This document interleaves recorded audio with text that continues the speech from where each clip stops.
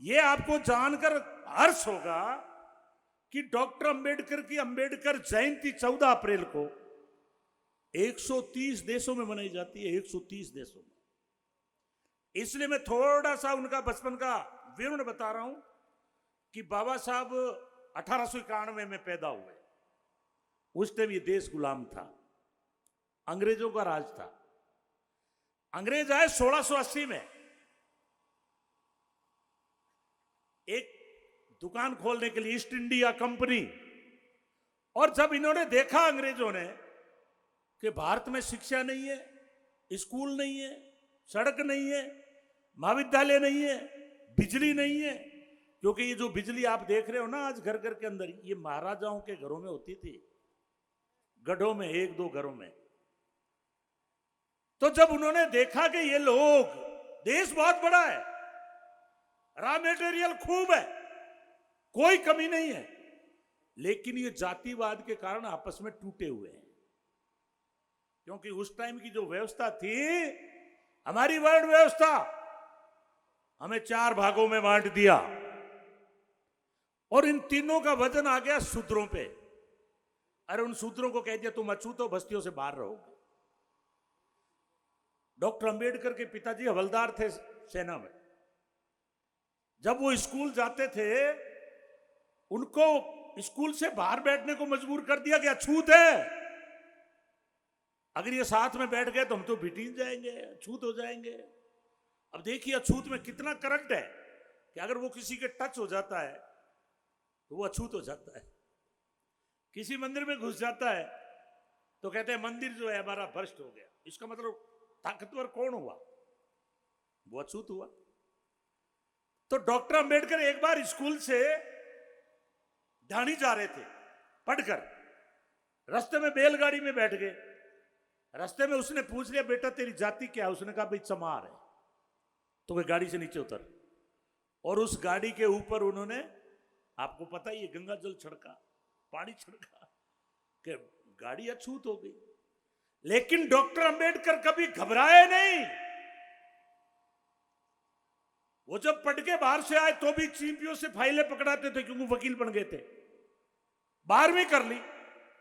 उस टाइम एक पिछड़े वर्ग में, जाट कह दो, बिश्नोई कह दो, कुम्हार कह दो, साहू जी महाराज, उन्होंने एक घोषणा की कि कोई भी स्टूडेंट अगर देश से बाहर पढ़ना चाहता है मैं उसको छात्रवृत्ति दूंगा। तो डॉक्टर अंबेडकर ने पर्चा भर दिया कि मुझे छात्रवृत्ति चाहिए। छात्रवृत्ति दे दी, लेकिन शर्त लिखी गई कि वापस आके मेरी सेना में ही नौकरी करोगे आप। डॉक्टर अंबेडकर चले गए पढ़ने के लिए, अमेरिका चले गए, इंग्लैंड चले गए। तो मैं थोड़ा सा उनका दृष्टांत देना चाहता हूं कि बाबा साहब जिस कोलंबिया यूनिवर्सिटी में पढ़े, अभी वहां के 5-10 साल पहले एक सर्वे करवाया तत्कालीन राष्ट्रपति बराक ओबामा ने कि इस कोलंबिया यूनिवर्सिटी में 300 सालों में सबसे इंटेलिजेंट स्टूडेंट कौन था। सर्वे में निकल के आया कि उसका नाम था डॉक्टर भीमराव अंबेडकर। अब बताइए, क्योंकि वहां जाति व्यवस्था नहीं है, छुआछूत नहीं है, भेदभाव नहीं है, ऊंच नीच नहीं है। आप खुद जानते हैं कि आप किसान हैं, मैं जानता हूं किसान इस देश की आत्मा है, धरती चीर के अनाज पैदा करते हैं। दिसंबर के महीने में भी जब गेहूं में पानी लगाते हैं तो अपनी क्या हालत होती है। तो डॉक्टर अंबेडकर वहां जब 300 सालों में पढ़े और जब वो बात आई इंटेलिजेंट की, तो बराक ओबामा ने कोलंबिया यूनिवर्सिटी के आगे एक प्रतिमा लगाई, ये जैसे आपने लगाई आज। उस वक्त 10 साल पहले लगाई, कहां? अमेरिका में। और उसके ऊपर लिखा सिंबल ऑफ द नॉलेज, ज्ञान का प्रतीक, उसका नाम है डॉक्टर अंबेडकर। क्योंकि साथियों, दुर्भाग्य इस बात का है कि हम जातिवाद के कारण हमारा देश हजारों साल गुलाम रहा।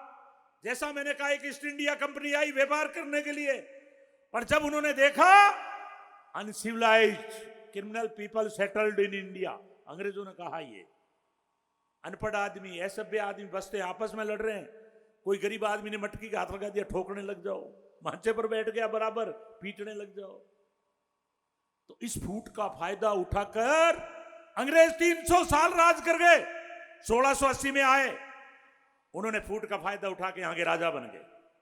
हमारे जो राजा महाराजा थे, आज जो भारत का नक्शा दिख रहा है, ये नक्शा नहीं था। बीकानेर अलग, जोधपुर अलग, नागौर अलग, चूरू अलग, सीकर अलग, 585 रियासतें थी आजादी से पहले। मैं आज उनको नमन करना चाहता हूं, उसमें भगत सिंह जी का नाम आता है। लाखों लोग हंसते हंसते शहीद हो गए। भगत सिंह को इसलिए पूजा जाता है कि 23 साल की उम्र में इंग्लैंड के अंदर पार्लियामेंट के अंदर बम पटक दिया था। उनको यहां सजा हो गई। उन्होंने कहा आप माफी मांग लो, हम छोड़ देंगे। जैसे अभी आरएसएस और बीजेपी के लोग केंद्र में बैठे हैं, इनका नेता था सावरकर, उसने एक हत्या कर दी थी वहीं आजादी को लेकर। आजादी का आंदोलन चल रहा था। 1915 के बाद में महात्मा गांधी आ गए, तो सावरकर ने 9 बार गलती मांगी अंग्रेजों से कि मुझे छोड़ दो, मैं आजादी की लड़ाई नहीं लड़ूंगा। भगत सिंह उल्टा चलता था। भगत सिंह के डू और डाई। जब 1942 के अंदर महात्मा गांधी ने आंदोलन चलाया, डू और डाई, करो या मरो, लेकिन अंग्रेजों भारत छोड़ो। लेकिन उससे पहले ही भगत सिंह जी फांसी के फंदे पर चूम गए। इसलिए आज भगत सिंह की मूर्ति लगाई है। इससे आपका नौजवान प्रेरणा लेगा। आपके बच्चे ये सीखेंगे, जो छोटे छोटे बच्चे बैठे हैं, ये पूछें कि भगत सिंह कौन था, तो कहेंगे सरदार था पंजाब का। तो फिर उसका आलसर में क्या काम है? इसलिए मेरे किसान भाइयों, डॉक्टर अंबेडकर ने कहा है कि शिक्षा वो शेरनी का दूध है, जो पिएगा वो शेर की तरह दौड़ेगा। आज जितने भी अफसर हैं, तहसीलदार हो, एसपी हो, कलेक्टर हो, ये सब पढ़ लिखने के बाद अफसर बने, अपना रिश्तेदार कोई नहीं है।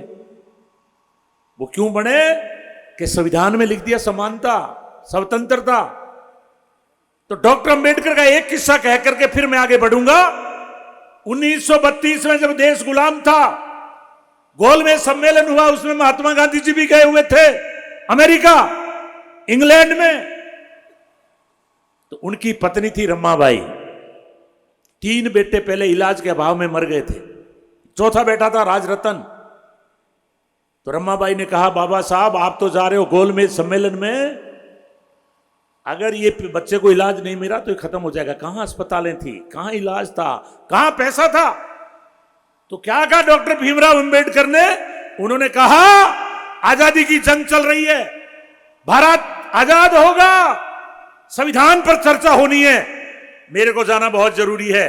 रमाबाई, मैं मानता हूं कि इलाज के अभाव में राजरतन जा सकता है, लेकिन मैं ये चाहता हूं कि किसानों के बेटे, दलितों के बेटे, मैं ये चाहता हूं कि इस देश में ऐसा संविधान तैयार करें जिससे आने वाले समय में गरीबों के बेटे, किसानों के बेटे भी इस देश में राज कर सके।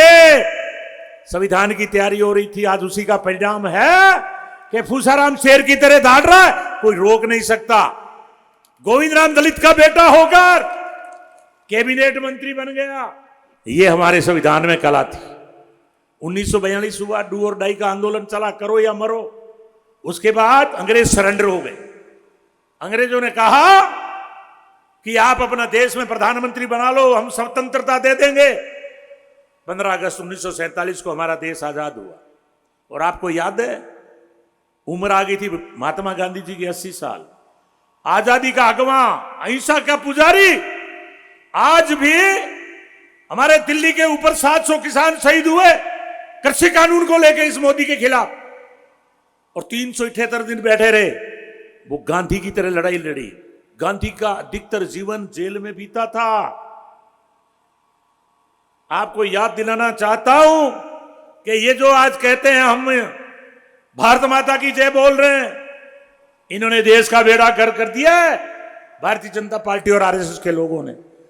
और उसका सबूत ये जो आरएसएस है, 1925 में पैदा हुआ, देश गुलाम था, 1947 में आजादी मिली, याद करो 1948 में आजादी का अगवा महात्मा गांधी, उसको गोली किसने मारी? नाथूराम गोडसे ने मारी। और नाथूराम गोडसे कौन था? आरएसएस का आदमी था। उसी का आरएसएस का आदमी आज दिल्ली में बैठा है। उसका नाम है नरेंद्र मोदी, उसका नाम है अमित शाह, जिन्होंने आजादी की लड़ाई में नाखून तक नहीं कटवाया।